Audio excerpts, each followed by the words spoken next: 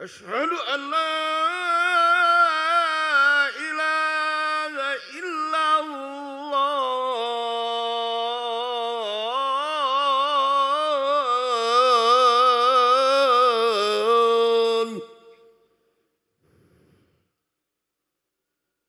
أشهد أن محمدًا رسول الله.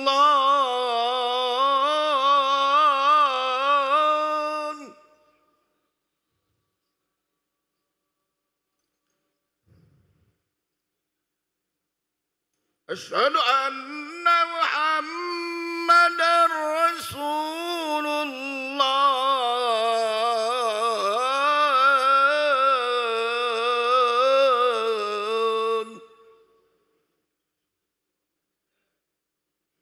حي على الصلاة.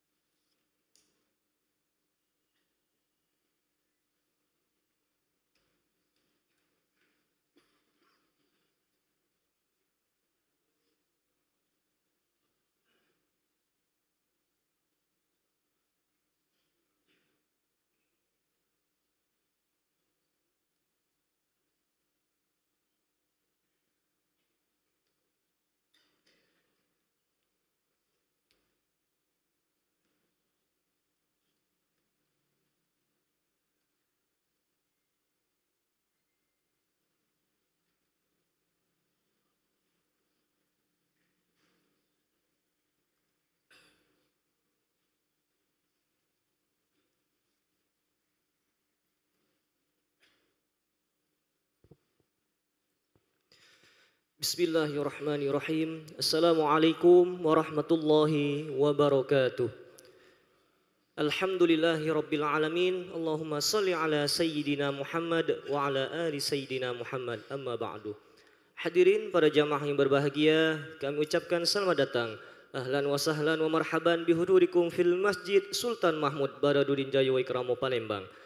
Alhamdulillah, hari ini Senin 21 April 2025 Miladiah bersama dengan tanggal 22 Syawal 1446 Hijriah. Mari kita bersama melaksanakan solat zuhur secara berjamaah. Adapun selaku petugas pada hari ini, azan telah dikumandangkan oleh muazzin Al-Ustadz Haji Zainal Arifin dan solat nantinya akan diimami oleh Al-Ustadz Kemas Haji Andi Syarifuddin MAG. Dilanjutkan dengan cawisan ba'da solat bersama guru kita Al-Mukarram Al-Ustadz Al-Habib Abdurrahman Hasan Al-Habsyi dengan pembahasan akhlak tasawuf kitab Nasaih Ad-Diniyah. Untuk ketertiban dan kenyamanan beribadah, jamaah diharapkan untuk mewajibkan untuk tidak mengaktifkan handphonenya dan barang-barang milik jamaah dititipkan di tempat yang telah kami sediakan. Dan kami himbaukan kepada para jamaah untuk melaksanakan niat iktikaf selama berada di dalam masjid dan dapat mengikuti serta mengikuti rangkaian zikir dan doa setelah solat bersama imam sampai selesai. Demikian untuk dapat dimaklumi, atas perhatiannya kami pengurus Masjid Sultan Mahmud Badarudin Jaya Wikramo Palembang mengucapkan terima kasih. Semoga Allah Subhanahu wa taala menerima segala rangkaian ibadah kita pada hari ini. Amin ya rabbal alamin. Wassalamualaikum warahmatullahi wabarakatuh.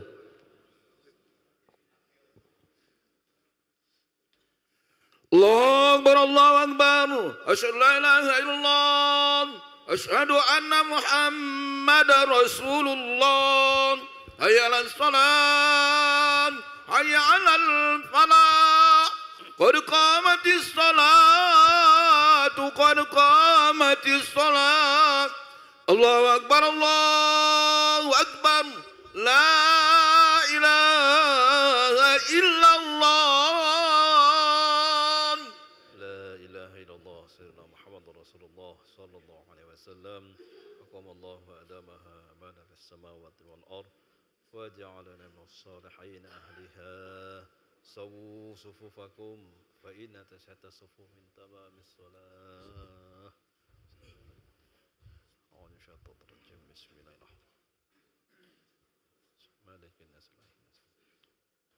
الذي يسمع صلي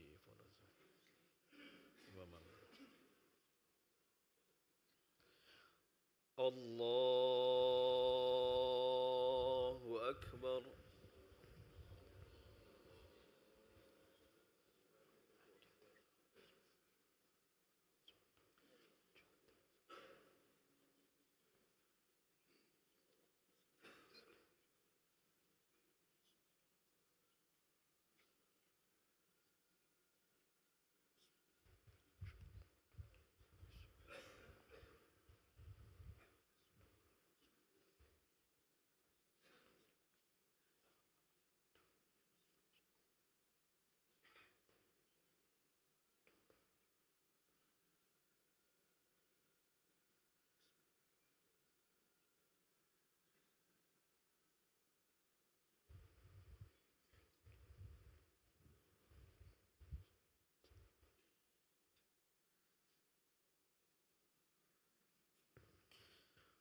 الله أكبر.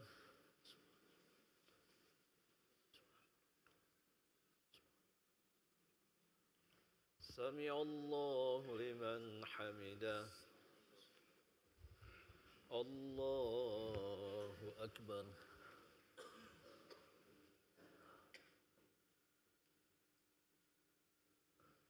الله أكبر.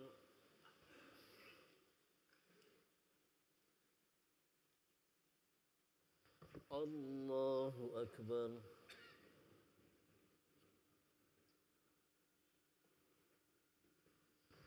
الله أكبر.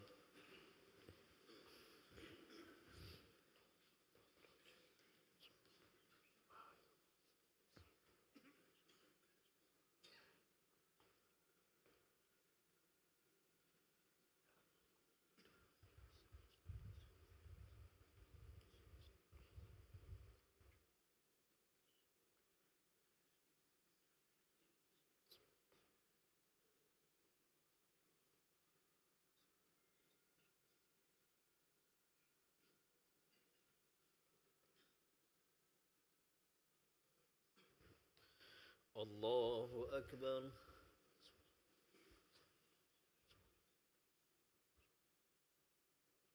سمع الله لمن حمده. الله أكبر.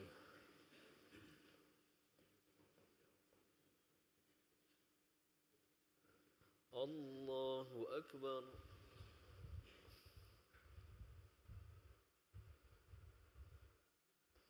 الله أكبر.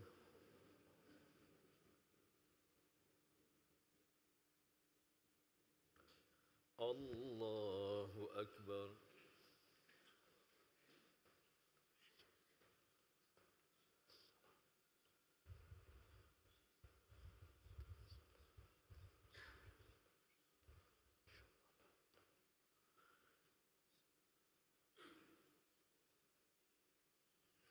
الله أكبر.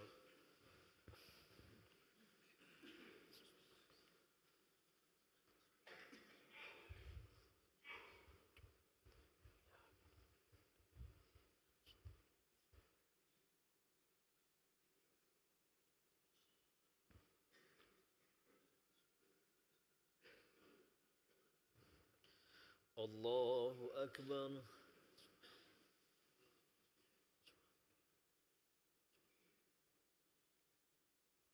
سمع الله لمن حمده. الله أكبر.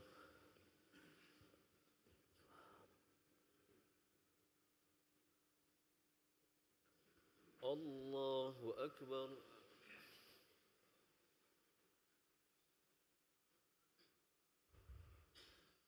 الله أكبر.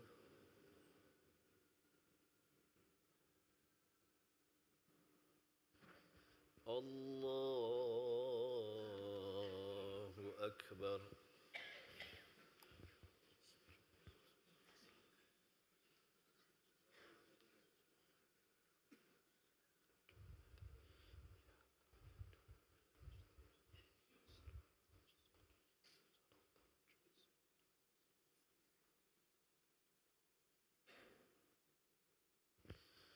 الله أكبر.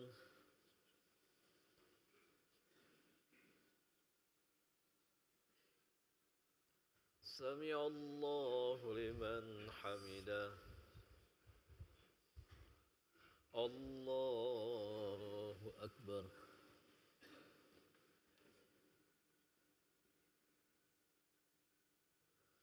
الله أكبر.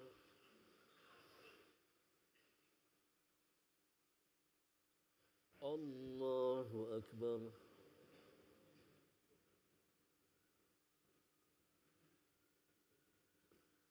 الله أكبر.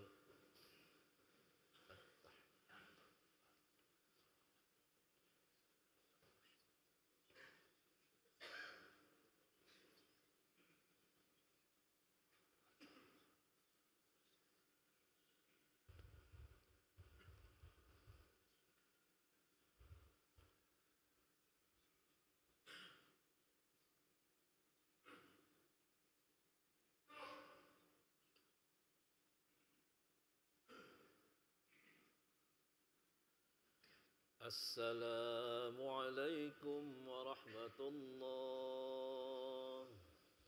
السلام عليكم ورحمة الله. بسم الله لا إله إلا الله الرحمن الرحيم. أذن. أستغفر الله العظيم الذي لا إله إلا هو الحي القيوم وأتوب إليه. أستغفر الله العظيم الذي لا إله إلا هو الحي القيوم وأتوب إليه. أستغفر الله العظيم الذي لا إله إلا هو الحي القيوم وأتوب إليه. لا إله إلا الله وحده لا شريك له الحمد يحيي ويميت وهو على كل شيء قدير.